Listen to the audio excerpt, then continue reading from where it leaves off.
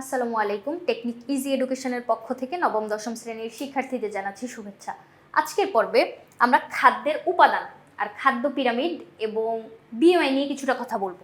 চলো দেখি, সবার প্রথমে খাদ্যের উপাদান। খাদ্যের উপাদান কয়টা বলো তো? আজ পর্যন্ত বা ছোট ক্লাস পর্যন্ত আমরা কিন্তু 6টা জেনে আসছি, কিন্তু এখন থেকে মনে রাখা লাগবে খাদ্যের উপাদান হচ্ছে 7টি। কি কি? শর্করা, আমিষ, স্নেহ, ভিটামিন, খনিজ লবণ, পানি। এই 6টা তো আমরা জানি। আরেকটা নতুন যুক্ত হয়েছে, ওইটা হচ্ছে রাফেজ বা খাদ্য আঁশ। তাহলে এই যে 7টা উপাদান, এই 7টা উপাদানকে আমরা আবার মুখ্য উপাদানে ভাঙছি আর সহায়ক উপাদানে ভাঙছি। মুখ্য বলতে মেইন, যেটা তোমার লাগবেই। সেক্ষেত্রে এই যে দেখো, শর্করা, আমিষ আর স্নেহ, এই খাদ্যগুলা আমাদের মানে দেহকে সুস্থ সবল বা কর্মক্ষম রাখার জন্য অবশ্যই প্রয়োজন।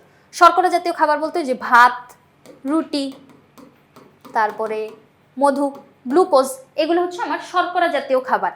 এরপরে আমিষ যদি আমি বলি, আমিষ হচ্ছে তোমার মাছ, মাংস, তারপরে ডাল, এগুলো হচ্ছে আমার আমিষ জাতীয় খাদ্য। এবং স্নেহ মানে হচ্ছে চর্বি, ধরো ঘি, মাখন, তারপরে ডালডা, এগুলো হচ্ছে তোমার চর্বি জাতীয় খাবার। এই যে খাদ্য উপাদানগুলা, এগুলা তোমার মানে শারীরিক গঠন বা বৃদ্ধি সাধন, ক্ষয়পূরণ, এগুলোর জন্য মাস্ট প্রয়োজন। এখন দেখো তো পাশে কি লেখা আছে? শর্করা জাতীয় খাদ্য কার্বন, হাইড্রোজেন আর অক্সিজেন নিয়ে গঠিত। মানে ওইটাকে যদি তুমি ভাঙতে থাকো, একদম শেষে গিয়ে যে উপাদানগুলো তুমি পাবা ওগুলো হচ্ছে কার্বন, হাইড্রোজেন আর অক্সিজেন। কিভাবে? দেখো তুমি গ্লুকোজের সংকেত বলো আমাকে, C6H12O6, তাই না? কার্বন, হাইড্রোজেন আর অক্সিজেন ছাড়া আর কিছু দেখতে পাচ্ছ না, কিন্তু এই 3টা উপাদানই হচ্ছে নিয়ে শর্করা গঠিত। তারপরে আবার দেখো, স্নেহও হচ্ছে তোমার কার্বন, হাইড্রোজেন আর অক্সিজেন নিয়ে গঠিত। কিন্তু আমিষে কার্বন, হাইড্রোজেন, অক্সিজেন ছাড়াও আমি আরেকটা এক্সট্রা উপাদান দেখতে পাচ্ছি, সেটা হচ্ছে নাইট্রোজেন, তাই না? শুধুমাত্র আমিষ জাতীয় খাদ্যই আমাদেরকে নাইট্রোজেন সাপ্লাই করে। আর এই যে নাইট্রোজেনটা, এটা কিন্তু অধিকাংশই মানে এক্সট্রা যেগুলা, অধিকাংশই আমরা দেহ থেকে বের করে দিই হচ্ছে মূত্রের মাধ্যমে। তাহলে তুমি বুঝতেই পারতেছো, আমিষ জাতীয় খাদ্য যদি তুমি বেশি খাও, সেক্ষেত্রে তোমার মূত্রে নাইট্রোজেনের পরিমাণ বেশি হবে। তাহলে এই জায়গাটা সবচেয়ে বেশি মনে রাখা লাগবে, যেটা কার্বন, হাইড্রোজেন, অক্সিজেন সবগুলাতেই আছে, আমিষেও আছে, শর্করাতেও আছে, স্নেহতেও আছে। কিন্তু একটা এক্সট্রা নাইট্রোজেন, যেটা শুধুমাত্র আমিষ আমাদেরকে দিচ্ছে। আমিষ জাতীয় খাদ্যে 16 ভাগ নাইট্রোজেন থাকে। এখন দেখো, শর্করা জাতীয় খাদ্য কি করে, মানে ভাত রুটি যে তুমি খাও, ওটা কি করে? তোমার দেহে শক্তি উৎপাদন করে। তোমার প্রতিদিনের কাজকর্ম করার জন্য অনেক অনেক শক্তির প্রয়োজন। এই শক্তিগুলো আমরা শর্করা জাতীয় খাবার থেকে পাই।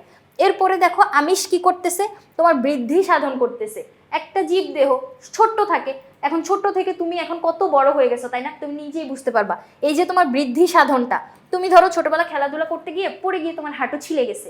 এখন ওই হাঁটু কি সারা জীবন ছিলা অবস্থায় আছে, নাকি রিপেয়ার হয়ে গেছে? অবশ্যই ক্ষতটা পূরণ হয়ে গেছে, ক্ষয় পূরণ হয়ে গেছে। এই যে বৃদ্ধি সাধন, ক্ষয় পূরণের কাজটা করতেছে কে? আমিষ জাতীয় খাদ্য।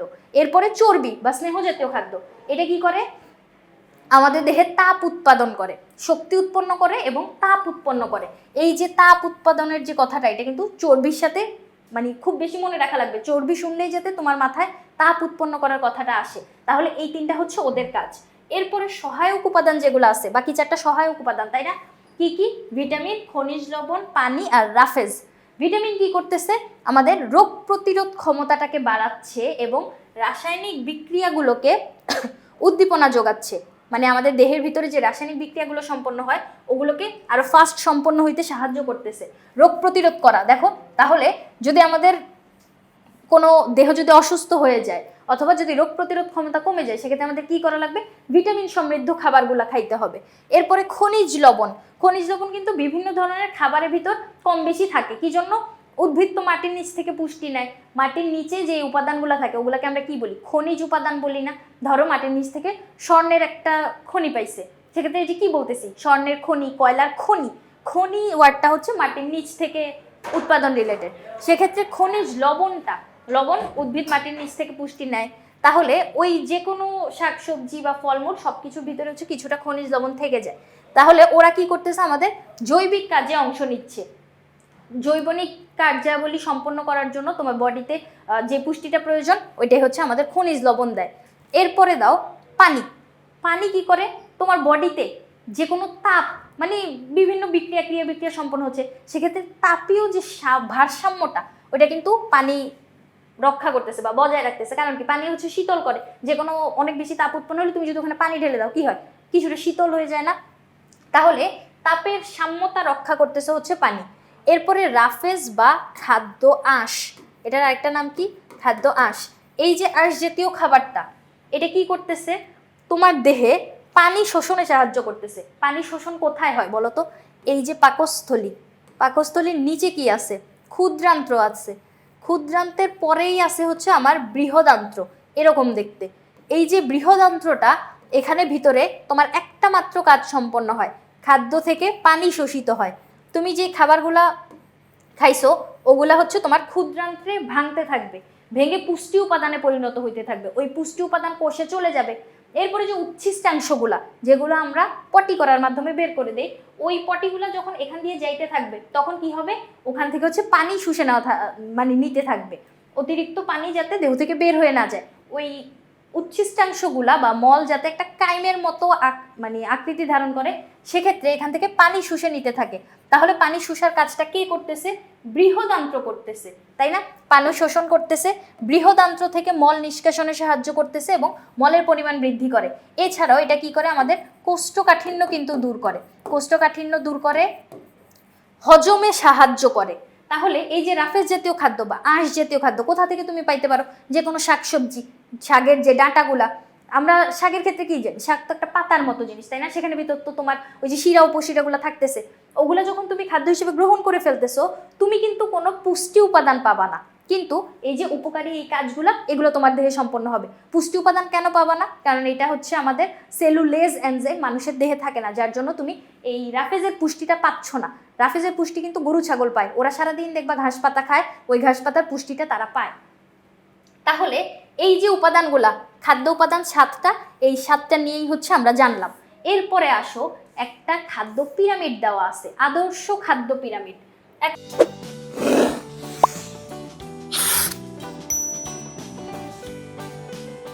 এখন এই যে খাদ্য পিরামিড, এটা কি কাল্পনিক একটা পিরামিড, যেটা দিয়ে তোমাকে বুঝাইতে চেষ্টা করছে যে কোন খাদ্য তোমার কতটুকু পরিমাণ গ্রহণ করা প্রয়োজন।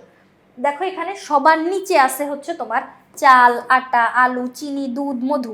এগুলো শুনেই আমি বুঝতে পারতেছি, এই যে ফলের রস আর মধু, এগুলো হচ্ছে তোমার 1 শর্করা, চিনি হচ্ছে 2 শর্করা, এই যে আলু, আটা, চাল, এগুলো হচ্ছে সবগুলোই হচ্ছে মেইনলি শর্করা। তাহলে সবার নিচে কি আছে? শর্করা গ্রুপটা আছে। তার উপরে কি আছে? শাকসবজি আর ফলমূল। এই যে শাকসবজি, ফলমূল, এগুলো হচ্ছে আবার ভিটামিন আর খনিজ লবণ সমৃদ্ধ খাদ্য। তার মানে শর্করার উপরে আছে ভিটামিন, তার উপরে আছে আমিষ। দেখো মাছ, মাংস, ডিম, দুধ, এগুলো হচ্ছে যকৃৎ, এগুলো হচ্ছে তোমার প্রাণীজ প্রোটিন, তাই না? প্রাণী থেকে আমরা এগুলা পাই। আর বাদাম, ডাল, এগুলো হচ্ছে উদ্ভিজ্জ আমিষ, উদ্ভিদ থেকে আমরা পাচ্ছি। তাহলে মেন কথা হচ্ছে আমিষ আছে। এরপরে সবার উপরে বীজ ও বাদামের তেল, ডিমের কুসুম। ভালো কথা, এই যে একটা সিদ্ধ ডিম যদি তুমি নাও, সিদ্ধ ডিমের সাদা যে অংশটা, এটাতে কিন্তু কোনো চর্বি থাকে না, চর্বিটা থাকে হচ্ছে তোমার এই কুসুমের ভিতর। যার জন্য ওই যে দেখো না, যারা ডায়েট করে তারা হচ্ছে কুসুমটুকু খায় না। তার মানে ওই ফ্যাট জাতীয় খাবার তো কম খাওয়া লাগবে। তাহলে শর্করা, ভিটামিন, আমিষ আর স্নেহ। তো আমি পড়লাম, নিচে দিল শর্করা, তো কি হইলো, কি বুঝলাম? বুঝার বিষয়টা হচ্ছে, তুমি একটা পিরামিড কল্পনা করো, নিচের দিকে সারফেসটা অনেক বেশি বিস্তৃত, মানে এরিয়াটা অনেক বেশি, আর উপরের দিকে যাইতে যাইতে ক্রমশ সরু হয়ে যায়, তাই না? তাহলে যেটা সারফেস যত বেশি, ওইটা দিয়ে বুঝাইতে চেষ্টা করছে ওই খাবার তোমার ততটুকু বেশি পরিমাণে খাওয়া লাগবে। নিচের দিকে দিচ্ছে হচ্ছে তোমার শর্করা, পিরামিডের নিচের দিকটা অনেক বেশি প্রশস্ত, তার মানে তোমাকে শর্করা জাতীয় খাবার অনেক বেশি পরিমাণে গ্রহণ করতে হবে। তার উপরের দিকে যখন উঠতে যাবা ক্রমশ সরু হয়ে যাচ্ছে, তাই না? তার মানে শর্করার থেকে ভিটামিন কিছুটা কম পরিমাণে খাইতে হবে, ভিটামিনের থেকে আমিষ আরেকটু কম খাইতে হবে, এবং সবার টপে আছে হচ্ছে একদম সরু যে জায়গাটুকু, এখানে কি আছে? এখানে আছে হচ্ছে তোমার স্নেহ বা চর্বি জাতীয় খাদ্য। আমরা জানি যে চর্বি জাতীয় খাদ্য খুবই কম পরিমাণে গ্রহণ করা লাগে, যার জন্য এটা একদম টপে দিছে, এই যে চূড়ায় অল্প একটু সারফেস, তার মানে তোমাকে এই খাবারটা অল্প একটু খাইতে হবে। তাহলে এই যে পিরামিডটা দিয়ে, কাল্পনিক একটা পিরামিড, যেটা দিয়ে তোমাকে বুঝাইতে চাইছে কতটুকু কোন খাদ্য কতটুকু পরিমাণ গ্রহণ করা লাগবে। এখন চর্বি কিন্তু, ফ্যাট কিন্তু আবার 2 ধরনের হয়। একটা হচ্ছে তোমার এমনি প্রাণী থেকে আমরা যে চর্বিটা পাই, ধরো গরুর মাংস খাচ্ছ, ওখানে সাথে তুমি চর্বি খেয়ে নিলা, ওইটা একটা চর্বি। আবার তেল জাতীয় খাবার, তেলে ভাজি না আমরা, পেঁয়াজু বুরিন্দা যখন ভাজতেছে, ওইটা কিন্তু আবার ভোজ্য তেল, আরেক ধরনের চর্বি। এক একটা এক এক জায়গায় গিয়ে জমা হয়। প্রাণীজ চর্বিগুলা তোমার হচ্ছে রক্তনালীতে যায় হচ্ছে জমা হয়, আর এমনি যে তেলগুলা ওগুলো হচ্ছে তোমার মেদ আকারে জমা হয়। সেক্ষেত্রে মানে মোট কথা হচ্ছে চর্বি জাতীয় খাবার আমাদের কম খাওয়া লাগবে। এই খাদ্য পিরামিডটা আমাদের এই দিক নির্দেশনাটাই দিচ্ছে। এরপরে আসো বিএমআই। বিএমআই কি? Body mass index. এটা ফুল ফর্ম হচ্ছে বডি মাস ইন্ডেক্স। এখন মাস দিয়ে আমরা কি বুঝি? মাস মানে হচ্ছে ভর, তাই না? তাহলে এখানে তোমাকে এরকম একটা হিসাব দেখায় যেটা তোমার উচ্চতা অনুযায়ী তোমার ভরটা ঠিক আছে কিনা। এই যে ম্যাস মানে কি? আমাদের ভর। এখন ভরের সাথে ভরকেই তো পৃথিবী নিচের দিকে টানতেছে, তাই না? এই যে ভরটা পৃথিবী যখন টানতেছে তখন এটা কি হয়ে যায়? এটা হয়ে যায় তখন ওজন। তার মানে তোমার ওজন, ওজন শুনলেই তো আমরা কি বুঝতে পারি যে ওরা ওজন এত বেশি, ও একটা মোটা মেয়ে। মোটা এরকম যে স্থূলতা বা তুমি কতটুকু মোটা, মোটা হওয়ার প্রথম স্তর বা দ্বিতীয় স্তর, এই রেঞ্জটার ভিতর আমরা আনতে পারতেছি। সেক্ষেত্রে এই যে বিএমআই, এটা নির্ণয় করার জন্য আমার দুইটা মান লাগবে। ওজন লাগবে কেজিতে, উচ্চতা লাগবে মিটারে। অবশ্যই এখানে দেখো ছোট্ট একটা স্কোয়ার দেওয়া আছে, উচ্চতার উপরে স্কোয়ার, এটা কিন্তু মনে করে দিতে হবে। কেন? যদি পোলাপাইন এটা যখন ম্যাথ করতে যায় ক্যালকুলেটারে স্কোয়ারটা বসায় না, অথবা সূত্র যখন লিখে স্কোয়ারটা দিতে ভুলে যায়। এটা কিন্তু খেয়াল রাখো, ছোট্ট একটা স্কোয়ার কিন্তু এখানে আছে। কেজিতে আমরা ওজন নিব, আর যেই রেঞ্জেই দেওয়া থাক উচ্চতা, ধরো বলে দিল যে 5 ফিট 2 ইঞ্চি বা 4 ফিট 8 ইঞ্চি, যেখানেই বলে দিক আমাদেরকে ঘুরে ফিরে আনা লাগবে কিসে? মিটারে কিন্তু কনভার্ট করা লাগবে। তাহলে এই যে ম্যাথগুলো অনেক বেশি আসে, এই জায়গাটা প্র্যাকটিস করা লাগবে। এবং ধরো আমি বিএমআই বের করলাম, বের করার পরে আমার আসলো 21.223 এরকম কিছু একটা মান আসছে। এখন তুমি এই ছকের দিকে তাকাও, দেখো তো আমার 21 কোন রেঞ্জের ভিতর যাচ্ছে? 18.5-এর নিচে না, 18.5-এর নিচে তো 21 না। যদি কারো বিএমআই 18.5-এর নিচে হয় সেক্ষেত্রে আমি বলবো হচ্ছে তার ওজন অনেক কম, তার আরো বেশি খাদ্য গ্রহণের মাধ্যমে ওজনটাকে বৃদ্ধি করা লাগবে। এরপরে কারো ওজন যদি এই যে 21.223 রেঞ্জের ভিতর খুঁজবো না আমরা, দেখো তো 18.5 থেকে 24.9-এর ভিতরে কি 21.223 আছে? হ্যাঁ, তার মানে আমি বুঝতে পারতেছি যে সে সুস্বাস্থ্যের আদর্শ মানে অবস্থান করতেছে। তার যতটুকু উচ্চতা, ওই উচ্চতায় তার শরীরের ওজন এতটুকু থাকাটাই হচ্ছে পারফেক্ট। তাহলে এই যে আদর্শ মান, তুমি যখন তোমার বিএমআইটা বের করবা তখন যদি এই রেঞ্জের ভিতর হয় সেক্ষেত্রে তোমার খাদ্যাভ্যাসের কোনো পরিবর্তন করা লাগবে না, তোমার এক্সট্রা কোনো ব্যায়াম করা লাগবে না। এই যে যেমনে চলতেছে মানে তোমার পারফেক্ট নিয়মের ভিতরেই তুমি আসো। এরপরে কারো যদি বিএমআই ধরো 22 হয়ে যায়, 22 না সরি, ধরো এই জায়গাটায় 26.25 এরকম যদি বের হয় সেক্ষেত্রে দেখো এই রেঞ্জের ভিতর না, 25-এর পরে না 26, তার মানে এই রেঞ্জের ভিতর, তাহলে তার ওজন হচ্ছে অতিরিক্ত। তাহলে এখন কি করা লাগবে? আদর্শ মানে যাইতে হবে, তার মানে কিছুটা ওজন কমাইতে হবে, ব্যায়াম করতে হবে, অথবা ফ্যাট জাতীয় খাবার পরিহার করতে হবে। এরকম কিছু নিয়ম মেনে ওজনটা যদি সে একটু কমাইতে পারে সেক্ষেত্রে কি হচ্ছে? তোমার আদর্শ রেঞ্জের ভিতর কিন্তু চলে যেতে পারতেছে। এরপরে 30 থেকে 34.9 এই রেঞ্জের ভিতর যদি আসে সেক্ষেত্রে আমরা কি বলবো? মোটা হওয়ার প্রথম স্তর।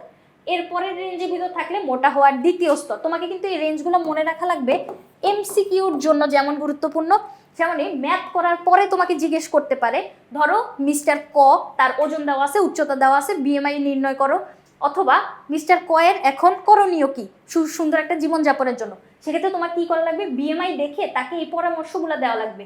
ধরো তার বিএমআই হচ্ছে এই রেঞ্জের ভিতর আসছে, তখন তোমাকে বলতে হবে যে তিনি মোটা হওয়ার দ্বিতীয় স্তরে আছে, তাকে এখন পরিমিত খাদ্য গ্রহণ করতে হবে এবং ব্যায়াম করতে হবে, যার কারণে ওজনটা যখন কমে যাবে তখন তুমি আদর্শ মানে ভিতর চলে আসবে, তাই না? তাহলে এই ছকটা তোমার মনে রাখা লাগবে। এরপরে 40-এর উপরে যদি কারো বিএমআই চলে আসে সেক্ষেত্রে সে ইন্নালিল্লাহ হয়ে যাবে, কারণ এত বেশি ওজন মানুষের মৃত্যুর ঝুঁকিটাকে বাড়াচ্ছে। তাহলে এই রেঞ্জটা আমাদের মনে রাখা লাগবে। অবশ্যই তোমার এই যে আদর্শ রেঞ্জটা বেশি করে মনে রাখা লাগবে, কারণ এমসিকিউতে আদর্শটাই হচ্ছে বারবার জিজ্ঞেস করে।